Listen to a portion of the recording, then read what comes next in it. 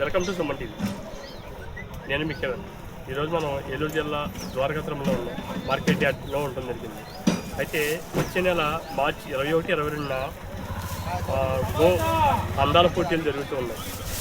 ఈ గో అందాల పోటీలకి market yard ఎవరైతే ఏఎంసీ చైర్మన్ ఉన్నారో బ్రహ్మరాజు గారు, అదేవిధంగా పొంగనూరు ఒంగోలు జాతికి సంబంధించిన అధ్యక్షుడు ఎవరైతే ఉన్నారో చక్రపాణి గారు, ఆయన వచ్చి ప్రెస్ మీట్ కండక్ట్ చేయడం జరిగింది.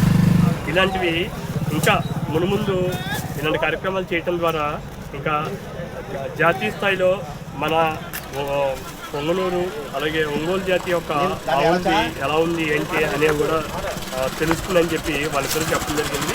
ఈ అందాల పోటీలకు మొత్తం రాష్ట్ర స్థాయి నుంచి కూడా ఎన్నో ఆవులు ఈ అందాల పోటీలకు రావాలని చెప్పి కోరటం కూడా జరుగుతుంది. మన భారతీయ జీవన విధానంలో ఈ ఆరోగ్యం పట్ల మన అనాదిగా వస్తున్నటువంటి మన పెద్దలను చూసి మనం నేర్చుకునేది ఏంటంటే వ్యవసాయంతో పాటు పాడి పంట ఇవన్నీ కూడా ఉండి పుష్కలంగా ఉన్నప్పుడు మనందరం చాలా ఆరోగ్యంగా ఉన్నాం.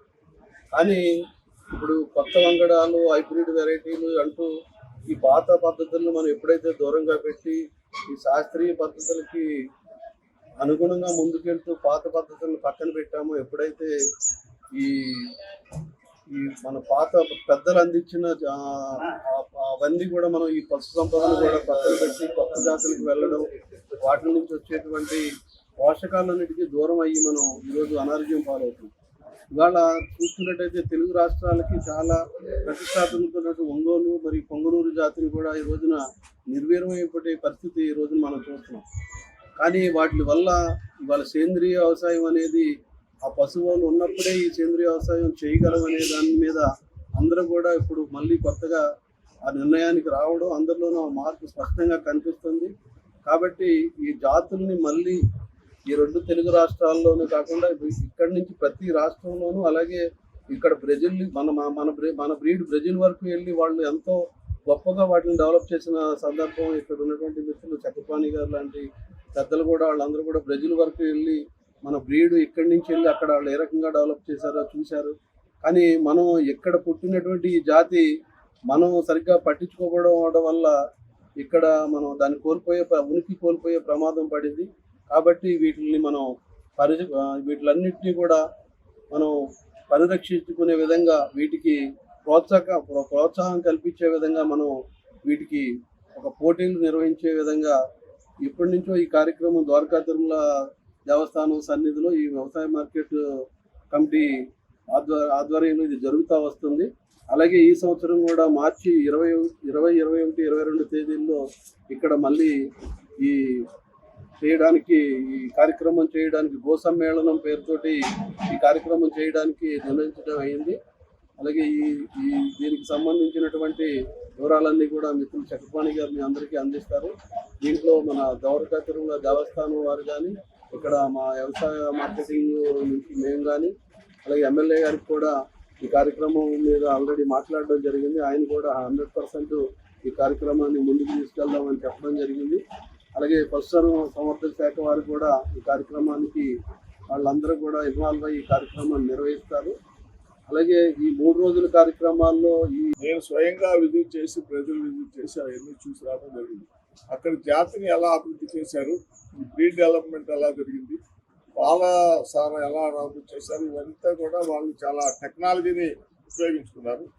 సరే, అది కాబట్టి ఇక్కడున్న మన రైతుల్ని కూడా ప్రోత్సహించడం కోసం, దీని మనుగడ కోసం ఈ పాల పోటీలు, అందాల పోటీలు జరగాల్సిన అవసరం ఎంతైనా ఉంది. ఈ పుణ్యక్షేత్రంలో ఇక్కడ ఈ కార్యక్రమం నిర్వహిస్తే అందరికీ గౌరవంగా ఉంటుంది. వచ్చే రైతులు కూడా ఇక్కడ ఈ ద్వారకా తిరుమల రావాలనేది చాలా ఉత్సాహంగాను, దీన్ని ఒక దైవ కార్యక్రమంగా కూడా భావిస్తున్నారు. ఇదంతా గత అనుభవాలు.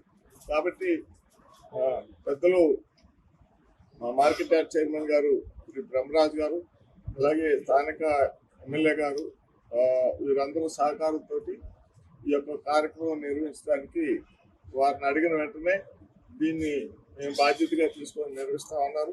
అలాగే పశు సంవర్ధక శాఖ వారు కానీ, వెటనరీ వాళ్ళు కానీ, వారు కూడా దీనికి డైరెక్టర్ గారితో ఆల్రెడీ మాట్లాడటం జరిగింది. వారు కూడా దీనికి కావాల్సిన సహకారం అందిస్తూ ఉన్నారు. ముఖ్యంగా నిన్న మా పెదవేగిలో చిన్నజీర స్వామి వారు ఈ ప్రకృతి వ్యవసాయం గురించి ఒక ప్రోగ్రాం చేశారు. అది మా తోటలోనే జరిగింది, అదంతా మా ఆధ్వర్యంలో జరిగింది. ఆయన ప్రత్యేకంగా ఈ గోవు గురించి, ప్రకృతి వ్యవసాయం గురించి, భవిష్యత్తు మన ఆరోగ్యం, భూమి ఆరోగ్యం గురించి వాళ్ళ చాలా కార్యక్రమం దాని గురించి ప్రత్యేకంగా తెలియజేశారు. అటు ఇందులో భాగంగానే మరి ఈ యొక్క ఆవు యొక్క ఉనికిని కాపాడాలంటే ఆవును పోషించే రైతుకు ఒక గుర్తింపు కావాలి, మంచి ఆవు ఎలివేట్ కావాలి. దీంట్లో పాలసారు ఎంత స్థాయిలో ఉంది అనేది ఒక ముఖ్యంగా ఈ ఒంగోలు జాతి కూడా మంచి పాలసారు జాతి ఆవులు. మేము బ్రెజిల్లో చూస్తే పూటకి 10 నుంచి 15 లీటర్లు ఇచ్చే ఒంగోలు జాతి ఆవులు నేను స్వయంగా చూశాను, నేను తిన్నాను కూడా. అదే గిరిరావు అయితే 50 నుంచి 70 లీటర్లు ఇచ్చి పూటకి. అంత జాతి పూర్వం మనకు ఉన్నదే, కాబట్టి మనం వాటిని నిర్లక్ష్యం చేసినందువల్ల ఇదంతా కనుమరుగైపోయింది. కాబట్టి భవిష్యత్తులో మళ్ళీ దీని ఉనికిని కాపాడాలని, దీన్ని మళ్ళీ దీని ప్రత్యేకతని బహిర్గతం చేయాలని, భవిష్యత్ తరాలకి ఈ ఆవుని మళ్ళీ మనం అందించాలని, పెంచే పోషించే రైతులకి మనం ప్రోత్సాహం ఇవ్వాలని చెప్పేసి ఈ కార్యక్రమం చేయబడుతుంది. ఎక్కడా జరిగిన విధంగా ఈ యొక్క ద్వారకా తిరుమల ఆవుల అందాల పోటీలు గోవు సమ్మేళన కార్యక్రమాన్ని నిర్వహించడానికి ప్రయత్నం చేస్తాము. అలాగే ముఖ్యంగా 3 రోజులు ఈ జిల్లాలో చేసే ప్రకృతి వ్యవసాయం గురించి ఒక వర్క్షాప్ నిర్వహిస్తాము. దీనికి జెడ్పీఎన్ఎఫ్ డిపార్ట్మెంట్ కానివ్వండి, ఈ విజయరామ్ లాంటి ప్రకృతి వన ప్రసాద్ గారు లాంటి రైతు నేస్తం వాళ్ళు కానీ, ఈ సంస్థలన్నీ కూడా దీంట్లో ఇన్వాల్వ్ అయ్యి రైతులకి ఒక ప్రత్యేక శిక్షణా కార్యక్రమం కూడా దీంట్లో